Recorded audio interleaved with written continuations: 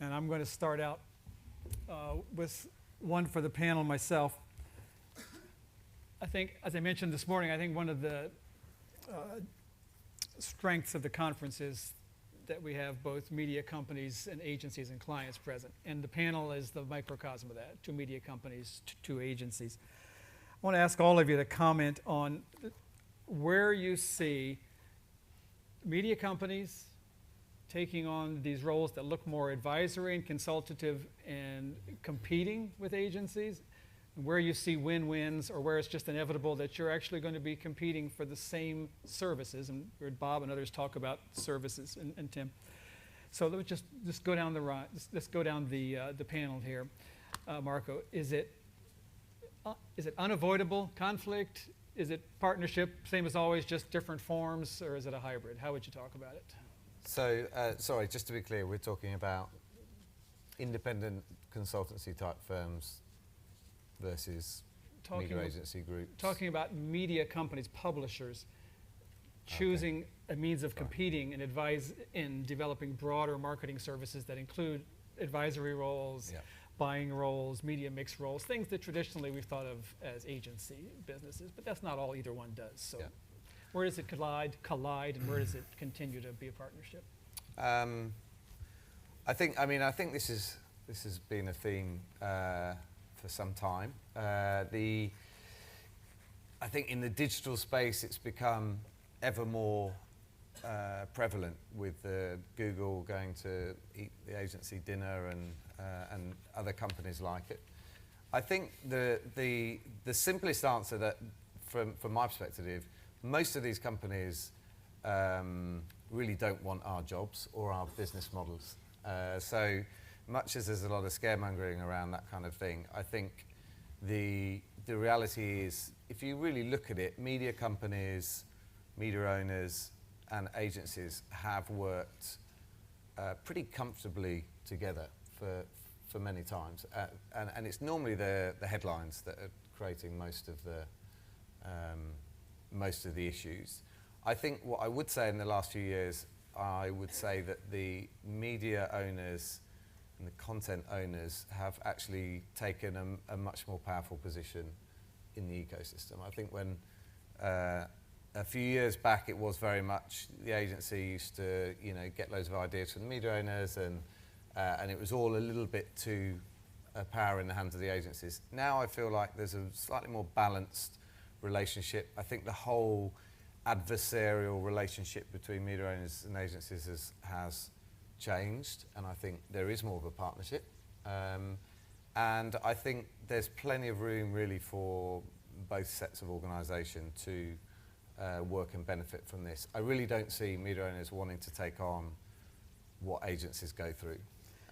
I think they would rather work closely with them and benefit from it, but I don't see them trying to push their way in that respect.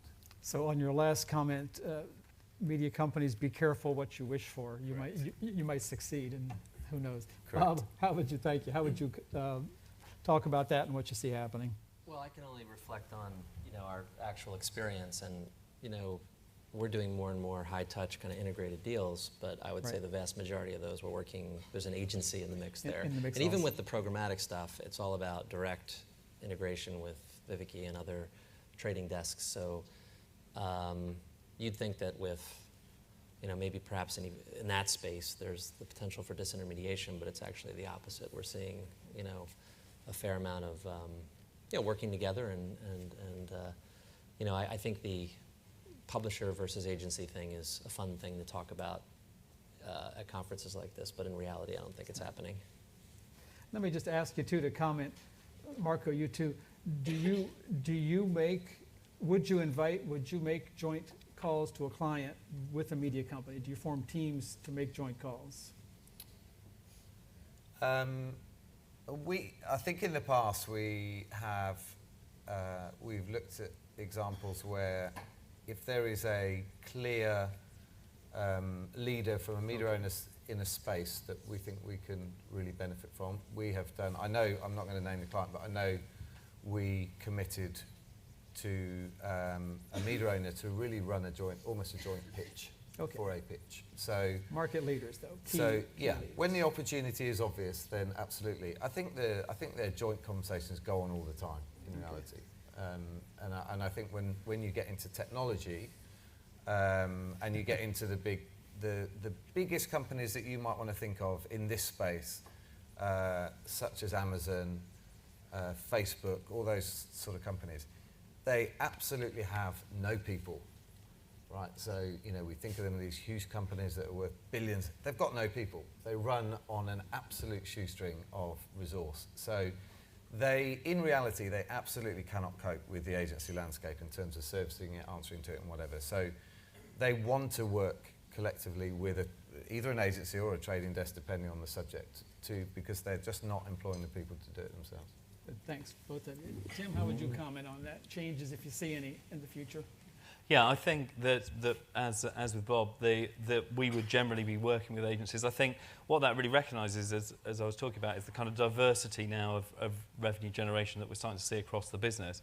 And that complexity means, therefore, that although I think we need to get much better at talking the same language as the marketeers and really understanding how to solve their needs, that doesn't mean there's no role for the agencies, because I think the complexity is such now of what you're trying to do and what you're trying to do on behalf of clients that you need to work in partnership. And I think, interestingly, in some of our markets, some of the agencies are more further advanced than others. So I think it will partly depend on how good the agencies are in the specific B2B sectors that you serve, how much of a role the publishers will take and how much of a role the agencies will take. But certainly I think from our perspective, we'll work with whoever's going to help us come up with an appropriate solution for the client.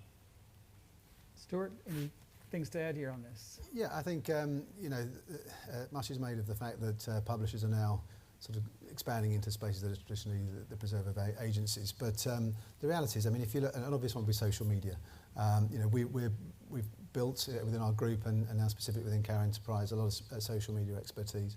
And if you look at most of the big media owners are doing the same thing and putting that forward as a service direct to clients. But in most cases, we still work in partnership with the media owners for those services. So there is some competition, but I think as Bob says, I mean, generally we kind of need each other and we rub along together pretty well. I think it's again the point I made about content creation and shared content. We need the publishers in that we can't just do it with vendor created content. We have to have the value and integrity of that independent content from publishers.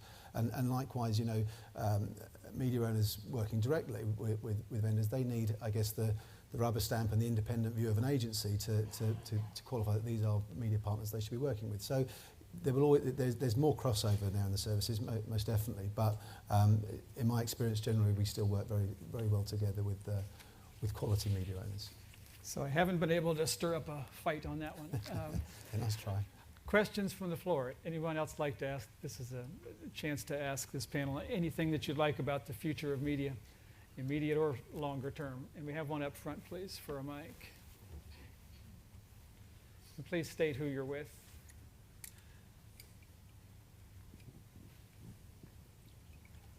Hello, it's Rich Sutcliffe from Haymarket again. There's been a lot of talk today about content and about quality. I just wondered what an agency or client measure of what good content is. I mean, as a former editor, I may have a different view of what good is. Is the measure just delivering a lead, or is it something else? I think for me, it's a simple measure. It's engagement. I mean, we talked a lot. There was a lot of talk earlier in the lead generation discussion about what is a lead. I think Paul made the point that it should be called leads. Now it's probably not a great description.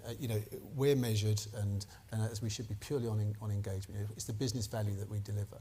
So the measure of the quality of content is what kind of engagement it drives with and the quality of that audience and the ongoing engagement.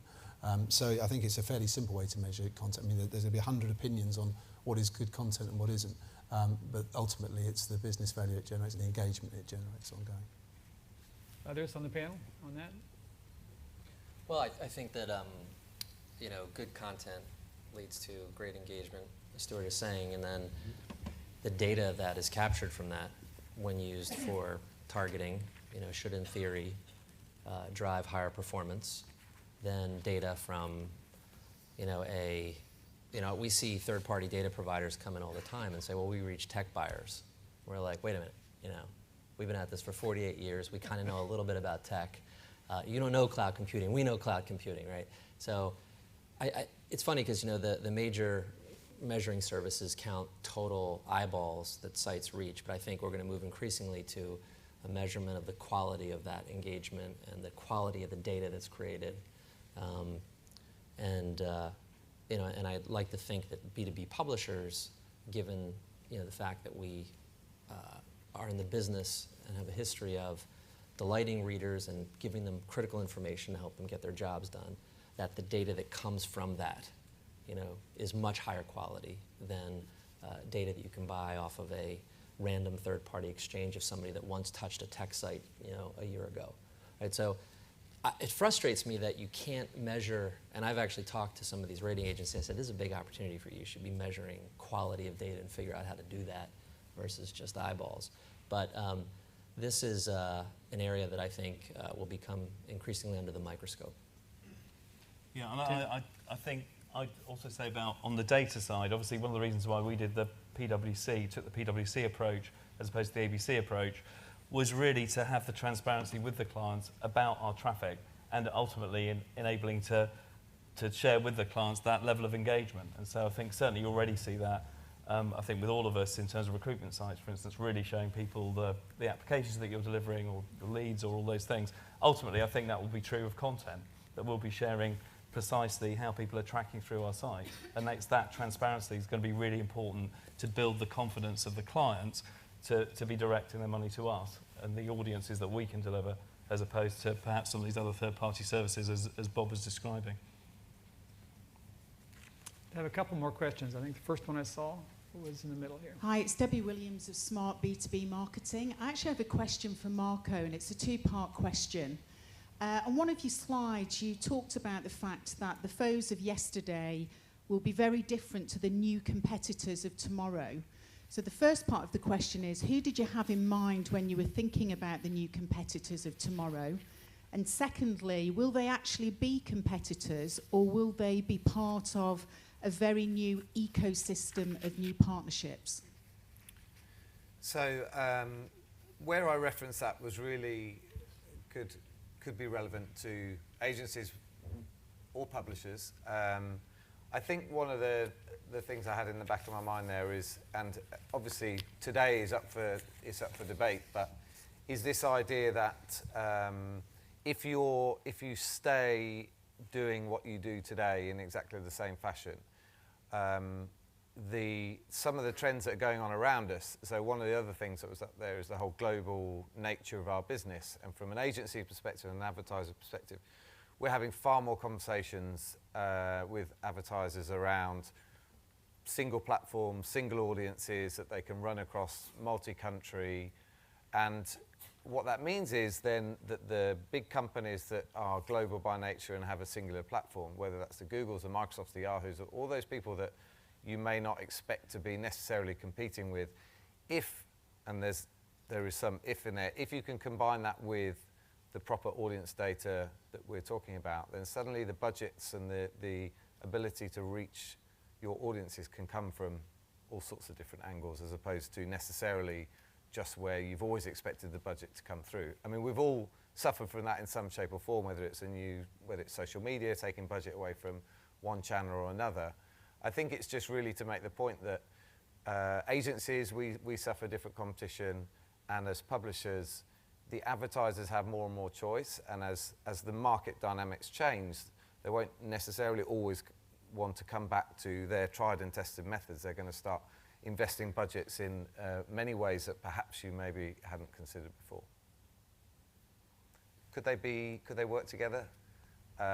Yes, I think on some levels, the more forward-thinking companies are working together, and that's also between, not necessarily from a competition perspective, but if you look at countries like France, the big publishers over there are really teaming up to create consortiums and working together in this new programmatic space so that they can benefit from each other's scale and data and knowledge and so on. So what are considered competition today can also work together in the future. I think Phil had one. isn't working. Oh, it is. Hello. Phil Clark at UBM. It's a question directed at Bob. You mentioned curation and aggregation as kind of important areas for the future of your business from an editorial perspective. I wonder if you could kind of explain how you see that panning out. Do you see that in softwares that you're going to develop or you're going to take third parties to use? Is that actually editors or journalists curating themselves, selecting key content? And would that lead to a reduction in core editorial content production? Well, you know, if you look at some of these emerging models, you know, if you're in a category, it seems to make sense to engage with, you know, some of the, you know, we're short tail publishers, right? And there's this whole long tail of conversations that go on. And there's a business model, you know, opportunity in bringing a lot of that inventory together. But from a pure editorial value point of view, we feel like it's a great service to our readers to be able to not just present first-party content created by our editors, but to, you know, we know from our readers that they value very highly the conversation from their colleagues and knowledgeable peers when they're making, you know, highly considered purchases, tech purchases. So being able to bring those in and create networks. So we're introducing some new products around that, you know, as we go forward. So, you know, because practically speaking, we can't create everything ourselves, you know, and you can only scale so much. You know, we keep, you know, to your question, we don't see it as reducing editorial headcount. You know, we believe very firmly in that as the core. But, you know, we certainly look to expand our audience reach. And to do that, it's helpful to co-opt other, you know, more long-tail kind of networks and sites and make them part of the conversation. And if we can present that to users in a formal way and then create business models around that, you know, so ad networks and the data that comes from that and all the good things that come from that, you know, I think that's, you know, that's a win-win for end users and for advertisers. And I can't be more specific, but I can just tell you that is, you know, a big area of focus for us this fiscal year, and you know, you'll see more from IDG on that front in the not too distant future. John, you had a question? Yeah, I guess it's for Bob. It's John Barnes from Incisive Media. I kind of agree with the third-party data comment, but equally there's a debate about matching first-party data with third-party data, and that seems to be quite a good play for B2B publishers because we're good at first-party data, and there's a lot of good third-party data.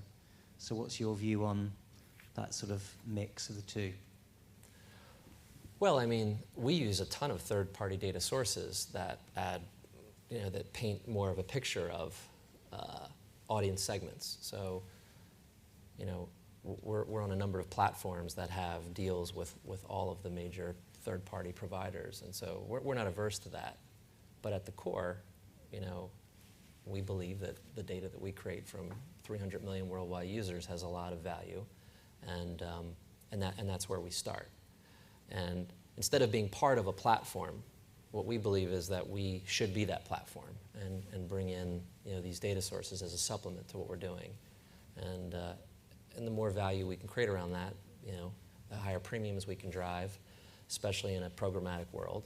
And you know, we don't want to be in the business of not integrating in data sources that our clients are also interested in. So, you know, so I think the overlay of, you know, third-party sources and offline sources as well, offline data that's increasingly being part of the mix is hugely valuable. And that in conjunction with the first-party data that we create, you know, I think represents a big opportunity. It's actually one of the biggest revenue growth areas in our company this year is this whole audience targeting, programmatic selling. Do you think there's a time limit on third-party data in terms of its value? Does it go out of date? And if so, how long? Does third-party data go out? That's a hard question to answer. It's a very general question. I mean, there's so much data that's available, right? So obviously, the more recent the data, the more valuable it is, I suppose. Ultimately, you see it in the performance, right? So, yeah, I mean, generally speaking, I think the more, but you know, these platforms have constant feeds, so I can only assume that they're giving us the freshest and best and most relevant stuff. But it's hard to answer that, you know, specifically. I can tell you that our data, you know, which we control, you know, is fresh and relevant, and again, that's why that is at the core, you know, of what we do. Okay, well, I'm prepared to ask the panel the last question, but if one of you wants to make mine the next to last question, okay. There's a question right there. So we're going to have another one up front, and there's one in the back as well. Okay. Ronan Shields from Marketing Week. You all made a lot about the use of data, but obviously we have here the ICO as part of the Article 29 Data Protection Working Group. They're all preparing to, well, what a lot of people presume is more strict, give consumers more control over their data. How are you all working to, well, make sure that that is not as stringent as a lot of people fear? I mean, is the AOP lobbying the ICO here in the UK? I mean, the IPA, as advertisers, are you working together on that? Just interested to get some of your thoughts on it.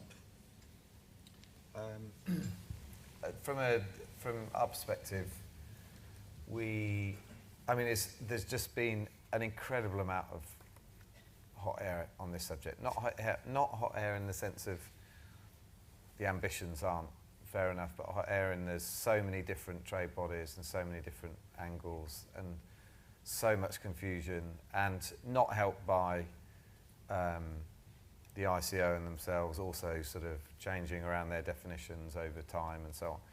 So I think our view is do everything that we can to answer what they want, and so that's from putting icons on ads. So every single ad that comes out of Audience on Demand has got the icon on as a matter of standard. So we do that. We work with companies like Evidon on a bespoke basis with individual clients who want a slightly more integrated, deeper solution. All of the evidence that we get shows that a tiny percentage of people click on those icons, first of all. And secondly, of the people that do click on them, a minuscule proportion of them opt out. What they actually do is change their settings to be more appropriate to them. Amen. So, which is, I think, is an interesting lesson, not one that's going to change any of these governmental organisations, but I think it's an interesting lesson, and it's, I think it's less about data privacy and more about data relevance. I make sure you're representing me appropriately in the marketplace as being more the thing. I do think, generally speaking, though, we are, if you look at the Netherlands, where they are more strict about, or they're trying to push even more strict. What's interesting there are publishers have got to the point where they're basically, their notices on their websites are saying, we need to use cookies to drive data, to drive advertising. If you don't like it, go somewhere else. And, I feel like if this debate goes on too much longer, then it's really going to be the crux of what most people do, because it's quite hard to navigate through what is a bit of a mess. So you do what you can. Any others on that? It's a major topic given the way data has run through the conversation today. Yeah. And I can only answer from, I'm on the IAB board, and the IAB has helped as a part of the Digital Advertising Alliance in the US, which has a self-regulatory approach to this very important issue. And generally it's been successful. We carry the icons on our ads. There's less of a formalized program here, but this is absolutely something that the IAB is trying to get going in Europe, et cetera. So, I think that there are ways for industries to regulate themselves, and we see this in a lot of industries. The Motion Picture Association of the U.S., one of the most controversial industries was the games industry, right? And the rating system that the industry came out with that helps identify mature games versus games that are more appropriate for different audiences. I think it's in everybody's self-interest for the industry to police itself and also for users to be able to make choice but also for users to receive free content. And I think ultimately, cooler heads will prevail and see that there's ways to balance all of this with a more self-regulatory approach, privacy controls that are easy to manipulate, but also users will understand that when they turn some of these things off, they will not have some of the personalization and perhaps not benefit from any of the content, because the free web is what drives a lot of this great content and services that's delivered to users. So I don't know exactly where it's going to shake out, but it feels to me like there'll be some balance of all of those things that will ultimately come to play. And I would just add that to me this is so fundamentally different in the B2B professional space than in the consumer space. I think B2B's got a very strong advantage because of the heritage of the way the industry's handled it. I mean, I wrote a piece a while back titled, "Don't Track Me, Just Spam Me with Irrelevant Junk." I mean, that's sort of the idea. There was one last question. We'll close on it. Definitely has to be the last for time. Yes. Yeah. Okay. Just in line with the answer just given, I'm Gianpaolo Gagliardi, and I'm essentially global brand and communication manager for industrial lubricants for Shell. So I'm on one part of the shoestring, essentially. Just the question is around how you make distinctive your offer to our pitch. So essentially, came out from this day that content is essential. Yeah. So I have a wonderful agency focusing on the content. My competitors has a wonderful agency focusing on the content. So, and our customers are receiving amazing campaign, okay? So I think the traffic, I realize from today, from other meetings, that the traffic is really heavy, and how would I make my campaign distinctive from the one of my competitor? What would be, how would you use your data to make it more distinctive?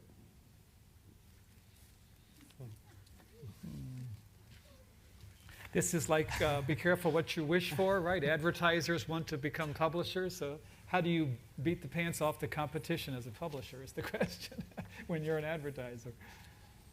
Any takers? I'm guessing this is a publisher answer. What business are you in? What's the industry? Oil. See, can't help you there. But no, I mean, you need to work very closely with a publisher that has to get beyond, to really engage with the audience. You want to work with a media company that has, again, that service stack that can help amplify messages through social media, can help create, help you with custom content, can help, do enhanced targeting, and not just provide standard ad placements for you. Our whole business is about working with customers that are equivalent of yours in the tech space to help them get visibility and breakthrough and big ideas, and that's a very long conversation. If it's quick, right.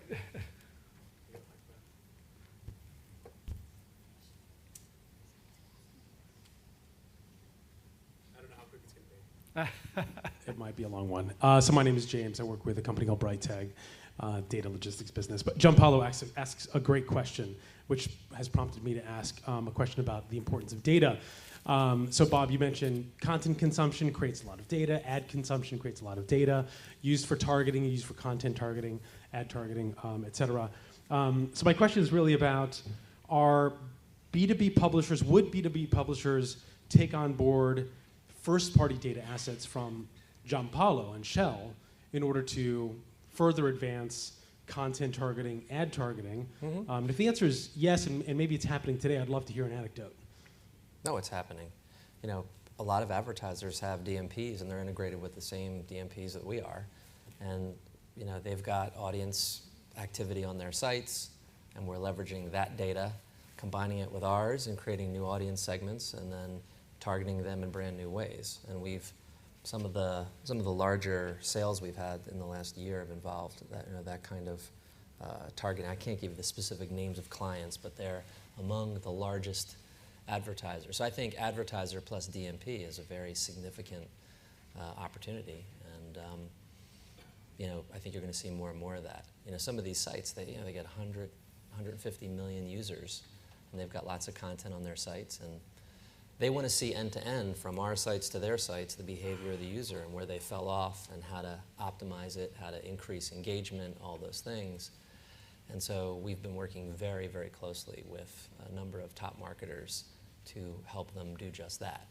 And you know, on some level you might say, well, it's cherry picking just the best and creating new targets, and maybe they're not buying all of the stuff they bought before. Au contraire, you know, because we're leveraging their data and their audience, and then we find those audiences and then we target them wherever they are and sell ads into it. So it's a way to supersize the activity on your sites and bring in the advertiser in a new way and engage with them. So I think that's going to be a big trend, you know, in publishers working with, you know, with advertisers and trading desks to be able to target and triangulate in new ways.